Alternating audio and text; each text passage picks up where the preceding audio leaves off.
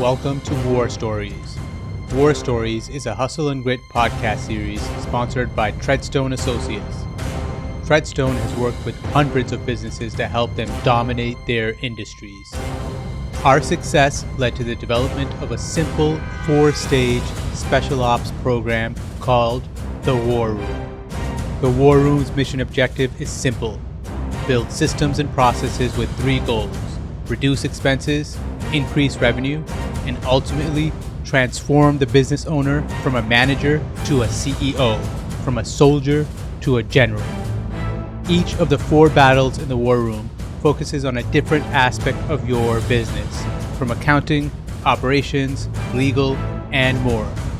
The foundation of each battle is the battle blueprint. The battle blueprint is a strategic plan prepared by a Treadstone general after evaluating your business's strengths and weaknesses. The battle blueprint includes specific, actionable steps to secure mission objectives.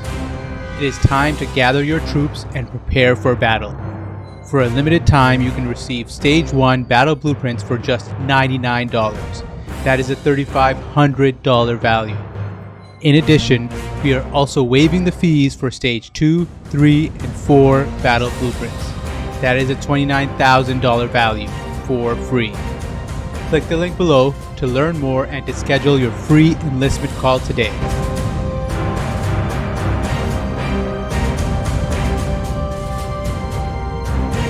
Welcome to War Stories. My name is Omar. I'm the COA here at Treadstone. Today's podcast is part of our series on franchises. We are meeting with franchisors across Canada to learn about their business, including how you can get started in opening a franchise with them. Our goal is providing practical advice and helping you learn about the franchise. Today's guest is Mike Massel, president of Revivify Painting. Revivify Painting is a Canadian painting company focused on bringing top-of-the-line customer service to the renovations industry. Mike brings a wealth of experience to his role as president of Revivify, including extensive marketing and sales experience, having worked with several marketing and advertising roles. Revivify offers a unique franchise opportunity, and hopefully by the end of this episode, you guys can get a good idea of what they have to offer and understand what the steps are involved in getting started with them. Welcome to War Stories, Mike. Thanks, Umar. It's great to be here. I appreciate you joining us. I think we've been doing episodes with a lot of, I guess, what I would call just typical franchise businesses, a pizza shop, a burger shop, something of that nature, and that's one of the things that made me more interested in your business was that it's something unique, it's something different, and I think it would there'd be a different audience that it would attract in terms of the desire to get involved as well, right? So is that true? Would you say, or Yeah, we hear that a lot about at the franchise shows that we go to. If you go to the franchise shows that are around the country, you are going to find a lot of food-based businesses. I think a franchising model works really well in the food space because obviously on the recipe side, that you're getting the consistency every time you go to the big burger chains that are out there. You're going to get the same experience each time that you go. Each burger tastes the same.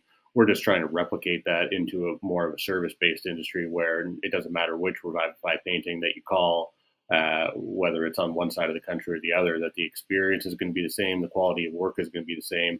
And then from our head office, our franchisor standpoint is we're just trying to develop the systems for the franchisees and for their staff in order to make sure that consistency can happen seamlessly. makes sense. So what led you to entering the renovation or painting industry? So what brought you there? Yeah, it wasn't wasn't what I had set out originally to do, but my little brother was living in Toronto. He had finished school and was looking for something to do, looking for a job. And at that time, I was working for some advertising agencies in Ottawa, doing some marketing consulting, and was looking to figure out some sort of entrepreneurial business owner path to go down, but hadn't quite set on anything yet. And at the time, I wanted him to come up to live with me, move to Ottawa. So the only thing that I knew how to do outside of the marketing business space was painting. I'd done that as a student. I never owned one of the student type painting franchises, but I'd always worked in them when I was in high school and then through university as well. So I told my brother, I said, "Come up to Ottawa. We'll start a little painting business. Maybe we'll buy a truck, we'll drive around, do some painting jobs, and could be a good career path for him for what he was going to be looking forward to do." And then it sort of took off from there. We went from being a small two-man company to hiring, I think, 4 or 5 employees. Sort of by the time that we were done that first year after going to the first home show here in Ottawa. Wow, that's impressive because the industry is competitive, right? There's no low barrier to entry. You need a not much to get started, right? So Yeah, it's the sort of the double edged sword of the business. It's very easy to get into. You basically need some type of vehicle, and even when we started the business, I had a small 2 door Toyota '86 that was fit nice. 2 large guys in it, a whole painting crew, a whole painting setup, ladders, drop sheets, everything was all fit into one tiny car. But yeah, you don't need much to get started. Brush, roller, drop sheets, and some paint, and you're basically in the business, which is great to get your business launched. But at the same time, that just like you said, there is a lot of competition out there. I think most of the stats that we hear from the painting companies that we deal with in Ottawa is there's about 3,000 or so people with painting contractor accounts at the local paint stores around here, each sort of at each one. So there's thousands of people in competition for each of the sales. So although it may be easier to get into, if you don't have a good marketing and sales program going into it, you're going to be running up against a lot of stiff competition. 100%. That's what I was kind of leaning towards, the fact that you guys were able to succeed that quickly and grow that quickly in such a cutthroat competitive industry shows that there was an understanding beyond just how to paint effectively or properly. So tell me a little bit more about your background.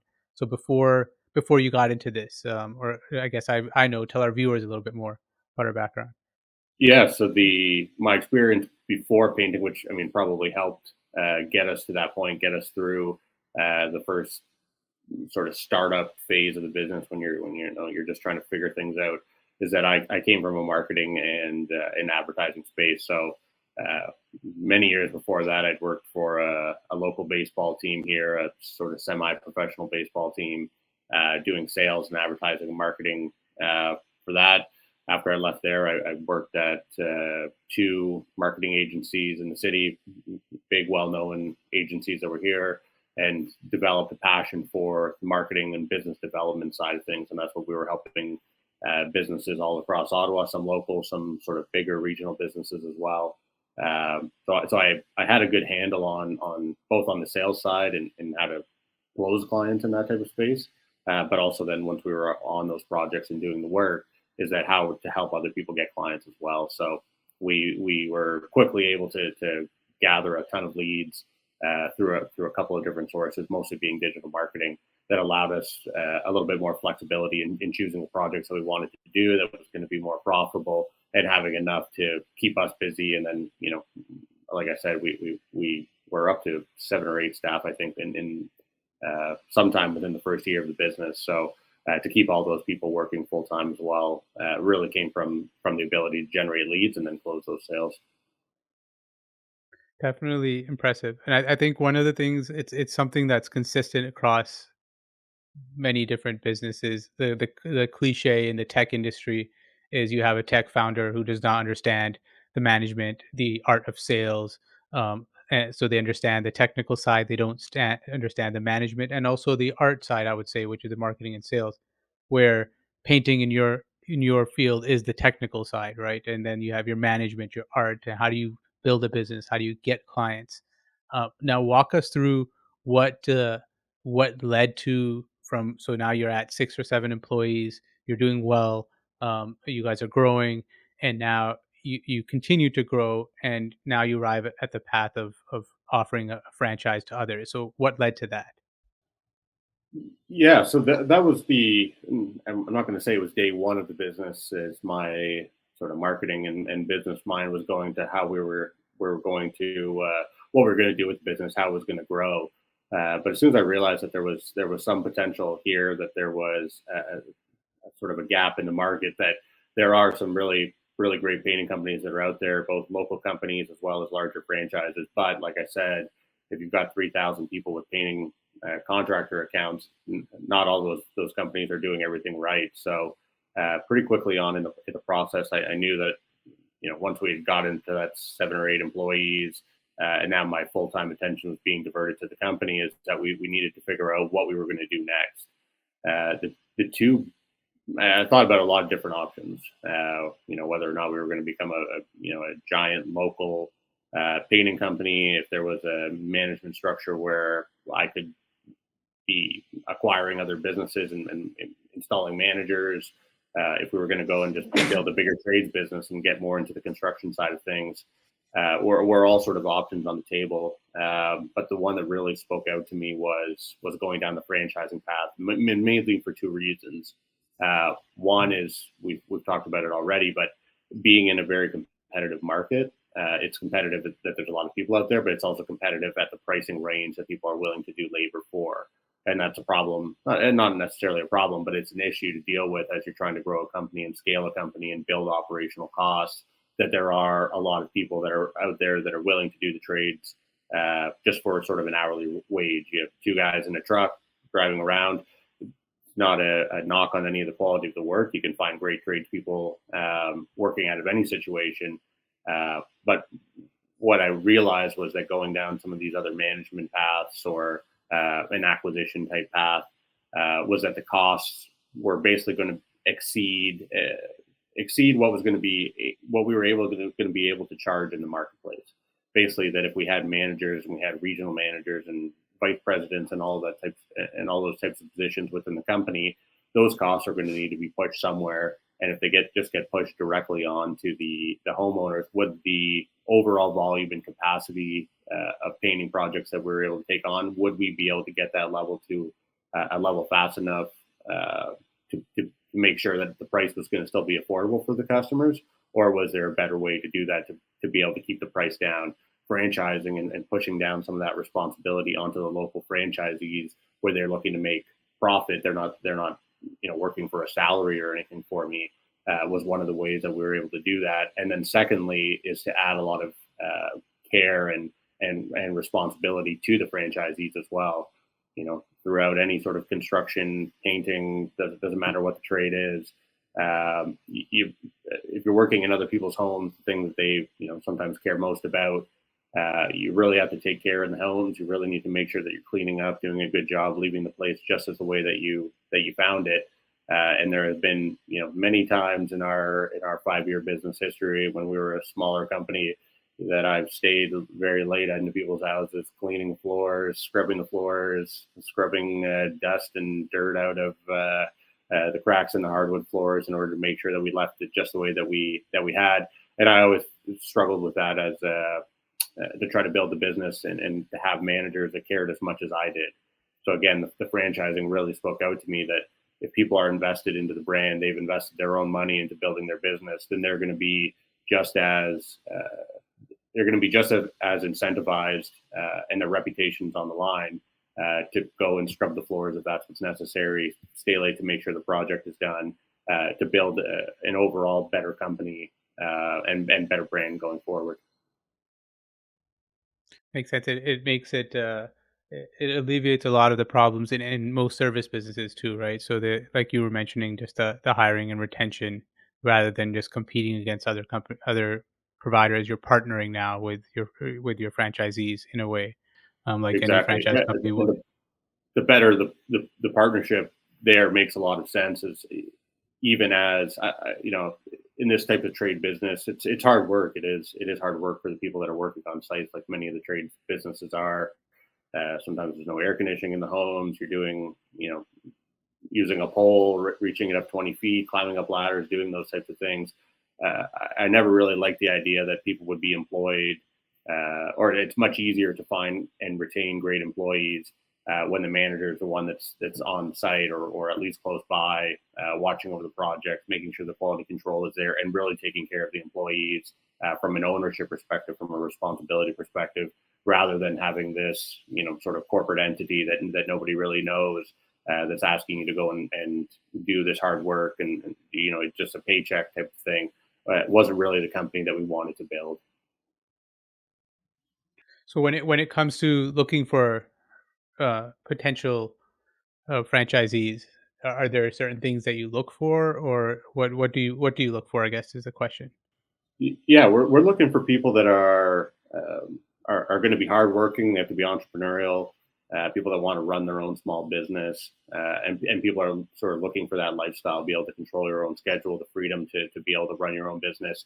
The difference from starting your own business or starting your own painting business is that we're going to provide a lot of the benefits and on product pricing. We've on all of the operational things. We've in the years of doing it, we've done thousands of painting projects. We've made all of the mistakes that a painting company can make, and now we've built that into our operational manuals to make sure that our franchisees aren't gonna make those mistakes again. We have resource centers, all sorts of things built out to make sure that the transition to becoming a business owner is going to be as seamless as possible. But that person needs to be dedicated, hardworking, wanting to take the responsibility on. Doesn't necessarily need to be somebody that's interested or has any experience working in the trades. We do have a full training program for project managers. We've got training programs for franchisees. We've got training programs for painters, even, that's going to allow them to gain all the skills and knowledge that they need in order to run a successful business. But if you're going to be doing something every day, I think that you should at least have some sort of interest in the real estate or trades or construction type industry. So at least you're passionate about what you're doing every day.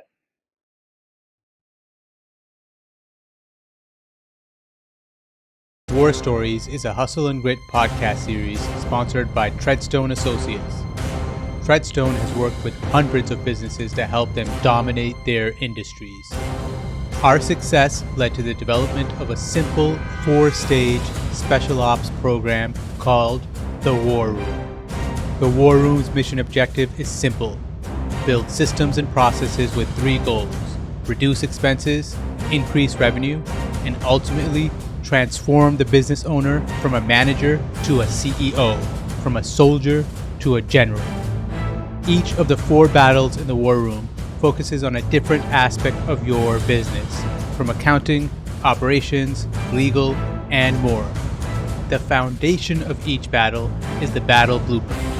The battle blueprint is a strategic plan prepared by a Treadstone general after evaluating your business's strengths and weaknesses. The battle blueprint includes specific, actionable steps to secure mission objectives. It is time to gather your troops and prepare for battle. For a limited time, you can receive Stage 1 battle blueprints for just $99. That is a $3,500 value. In addition, we are also waiving the fees for Stage 2, 3, and 4 battle blueprints. That is a $29,000 value for free. Click the link below to learn more and to schedule your free enlistment call today.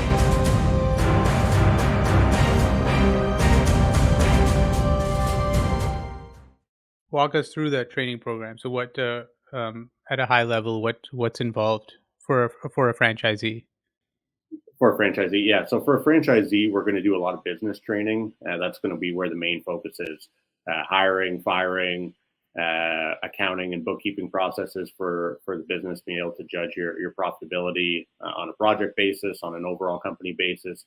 Sales and marketing, obviously, being a major aspect of any business as well. So walking them through how we've been able to be successful with our existing companies, and then what they should be doing in order to keep up our sales numbers. Learning about how our software works, and about the estimating process of estimating a job, figuring out what the costs are going to be, how long it's going to take, and then being able to provide that information to customers.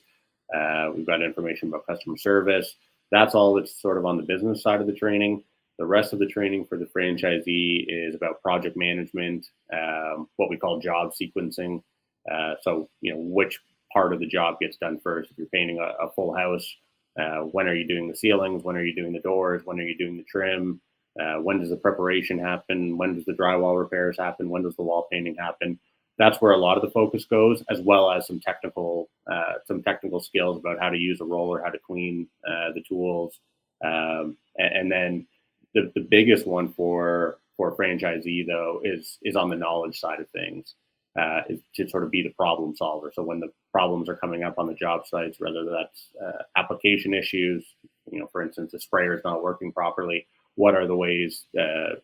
What are the sort of troubleshooting fixes for that type of tool? Or if they run into a problem with a water stain on a wall, what's the correct product to use in order to eliminate any problems going forward? Like I said, we've run into every single painting and drywall and mudding problem that's existed out there. New housing, construction, residential repainting homes. We've sort of come across every problem, and now took in all those problems and then taken the solutions and added them into our training manuals, as well as into our resource center, which is a place where our franchisees can go, click around in the resource center on the project that they're working on, the issue that they've come up with, that they've come up to, and then to figure out what the solution is going to be based on the experience of our head office company, as well as the franchisees, adding if they're coming up with better solutions as well. So there's a lot of stuff. It's kind of end to end. The training. I'm guessing. They don't. The person would not need any prior knowledge in business. Are you coaching them from the ground up?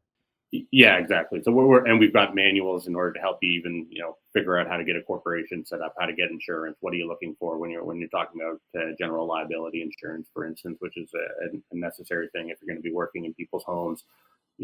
In Ontario, WSIB, what does that look like? Well, how do you get that type of stuff set up? So we've got the end to end business training, as well as sort of end to end technical training as well. Make sure that even if you're starting your very first painting project as a franchisee with Revivify Painting, is just painting the walls of a bedroom or some very type of simple project like that. Yeah, we're going to be able to provide the training for that.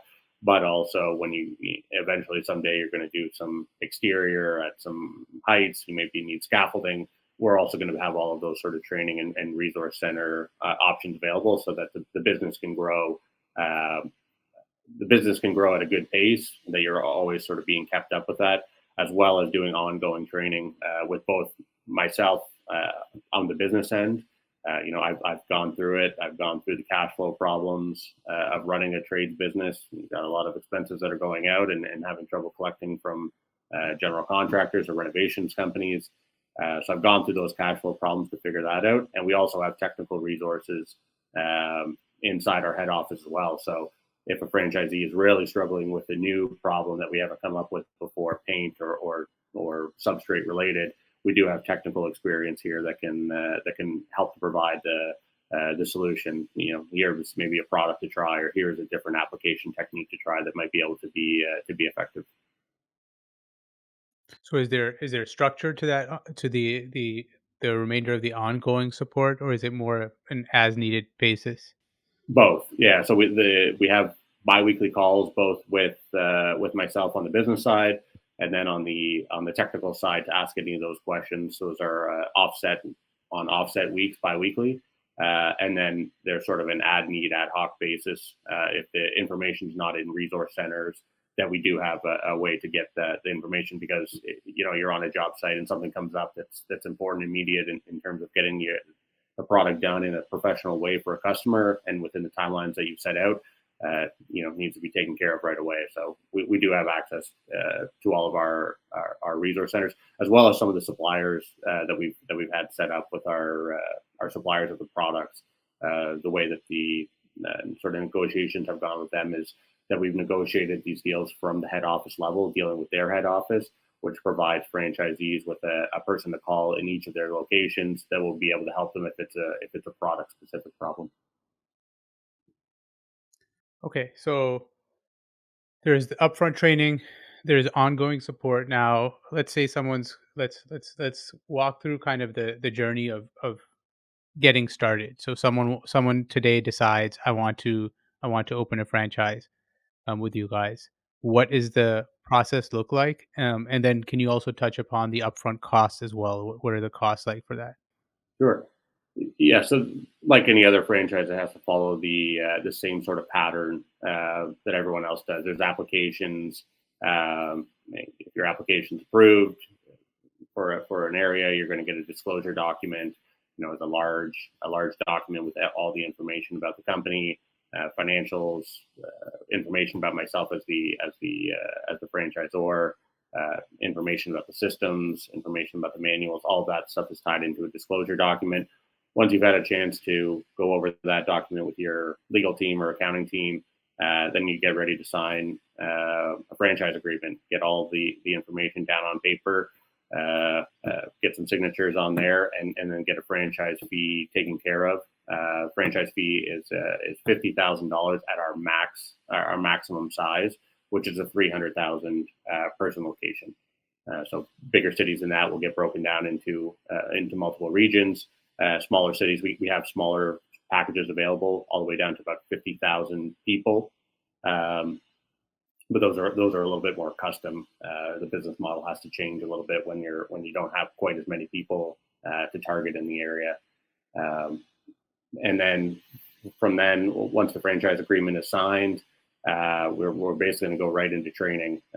We've got a week to 10 days, sometimes a little bit shorter, depending on your experience in either business or in painting. If you're coming to us as a franchisee that has full painting experience and you have a project manager even that has painting experience, we're probably going to lay off on the technical side as much. We don't need to teach you how to hold a paintbrush anymore. We're just going to talk about job sequencing.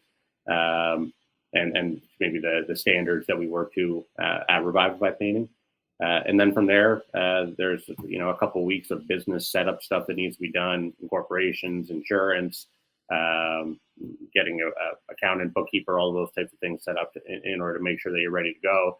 And during that time, we're going to launch our marketing campaigns into the area and start looking for quotes and leads, helping you get those first ones off the ground.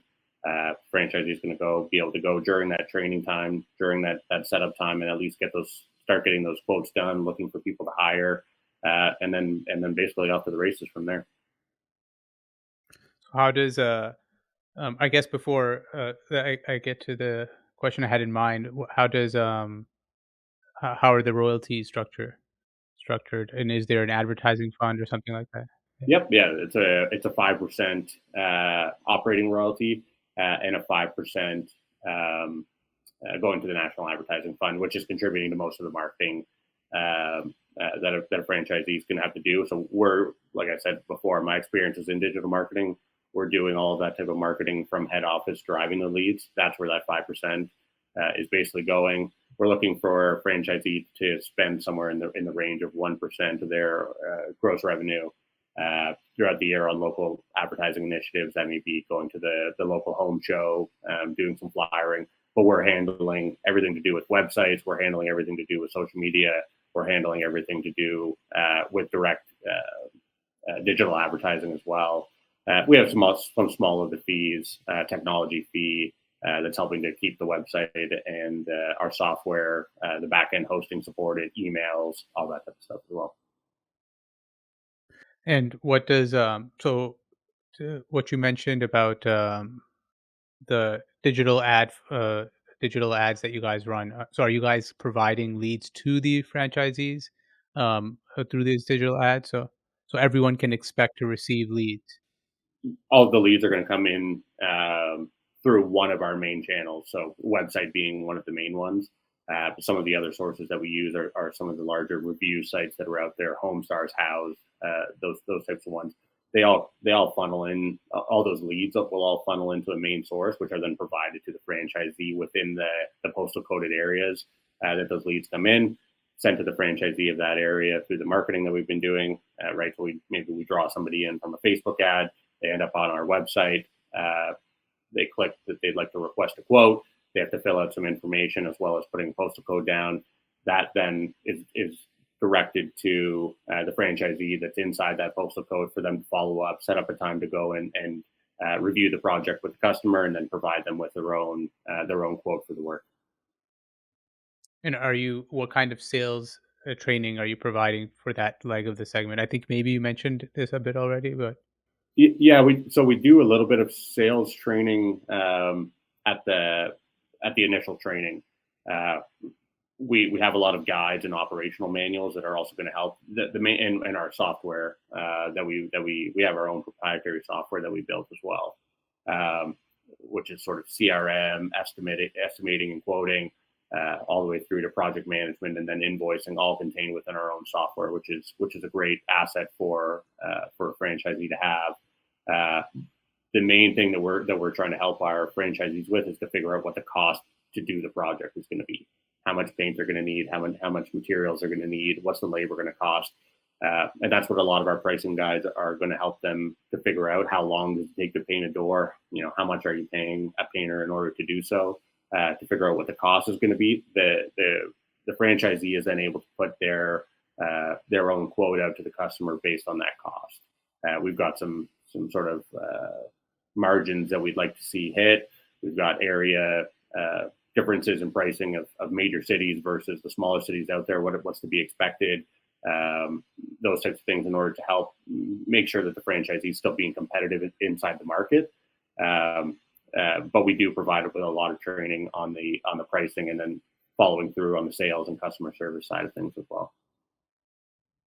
nice. So this is a one thing that's very unique about your process is the digital side, because not a lot of franchise companies provide digital marketing leads to their franchisees. Usually, national ad funds are TV campaigns or something that's very broad, where you can't really attribute the income to the spend. So I think that's like a good benefit I would see, especially if someone's considering uh, going with working with Revivify, or looking into getting a franchise with Revivify.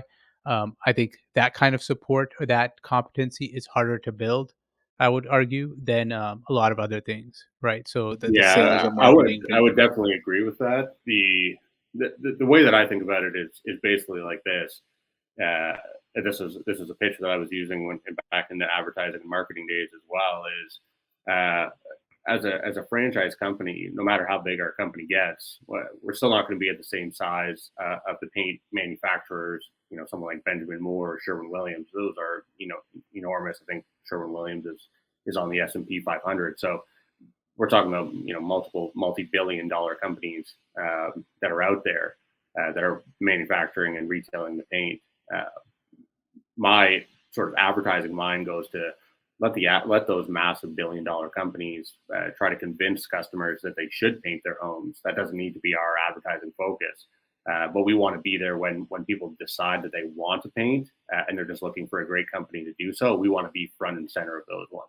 So we're gonna spend our money on those review type sites where the companies that we have in the system right now, are very highly rated on everything from the Better Business Bureau, House, Home Stars, Google reviews, all those types of things, so that when somebody's looking for a great company, then they're going to find them on there, as well as if they're just searching on Google, for a local painting company, they're typing something like Ottawa House Painter or something. We want to make sure that we're appearing in those searches, both from an SEO perspective, but also on the advertising side. And then my marketing brain goes to, until we've maximized our capacity on every single search that happens inside Ottawa for people that are searching for painters. There's really no need for us to start switching our money out to some of those bigger branding type campaigns. We'll get there someday. Once we've captured, at least we're in the mix. We're on Google's list on every single one of those searches. Once we're there, then we'll start spending money on the big TV campaigns in order to get our branding message out there. But there's still so much opportunity to get our company and our website and our brand in front of people that are already looking for our product. Definitely makes sense. Makes sense, and good support for the franchise owners as well. So, I guess so that we're hitting our end time. So before we end off, or as we end off, I guess, two questions for you. So one question: any final words for people potentially looking into getting a franchise with you guys? And second, If someone is looking to get a franchise with you guys, what do they do? Who do they contact? Where do they contact? Yep. The message that I would give to people that are looking for franchises or looking to start a business is, we started this podcast talking about how service-based trades, construction-based, franchise companies are a little bit different than the ones that are there, and really, one of the main focuses of what we're trying to do and what we're going to build here at Revivify Painting, and into the future, whatever we decide to tackle next as well, is that the trade industry in Canada is set on a major growth path. Unfortunately, we have a retiring generation of skilled trades workers and trades workers that are working in new houses and in the renovation world. You have a lot of those people that are retiring, and we haven't been able to backfill that capacity in sort of the mid generation between the people that are retiring. It's starting to come around a little bit now. There are more people that are entering these types of fields, but there is a lot of opportunity that's out there in the space. A lot of trades businesses, a lot of service businesses, construction businesses end up getting a bad reputation, and we're trying to fix that by having our franchise system where it is a repeatable customer service cycle. That people know what they know what they're gonna expect when they call from customer service all the way through to the work that gets done. So looking at a trades franchise was really a great option. There's been announced about the immigration that's going to continue to happen in Canada. I think there's 450,000 new Canadians coming this year, 450,000 new next year, and 500,000 in 2025. All of these people are going to need places to live. We're already in a bit of a housing crunch as it is right now. There's lots of new homes that are going to need to be built, and then the people that are renovating, buying, going into those new homes are going to need painting, especially as they're selling their homes. So it's a great industry to be in. If you like working, you don't want to sit behind a desk all day. You want to be out in the field dealing with your employees. Even potentially working on the site. Sometimes it's fun to spend a day. It's sometimes relaxing to just spend a day, focus on something. But you're out there with your customers, you're out there with your employees, and really making a difference, helping to build not only a community for yourself and build a business, but also helping to build the community that you live in as well. And if you're looking for information on franchising, you can go to our website. We've got a whole franchising side of the site. You can find that at the top navigation bar. Click on there. You're going to get a ton more information about our company and about the journey, and then what it looks like to be a franchisee within the system as well. Awesome. Great. So check out the website. We will drop the link in the description below, so directly to the franchise page as well. So for anyone who's interested, I think that was a great conversation. Thank you for joining us, Mike. I appreciate your time. That's it for the episode. War Stories is a hustle and grit podcast series sponsored by Treadstone Associates. Treadstone has worked with hundreds of businesses to help them dominate their industries. Our success led to the development of a simple 4-stage special ops program called the War Room. The War Room's mission objective is simple: build systems and processes with 3 goals: reduce expenses, increase revenue, and ultimately transform the business owner from a manager to a CEO, from a soldier to a general.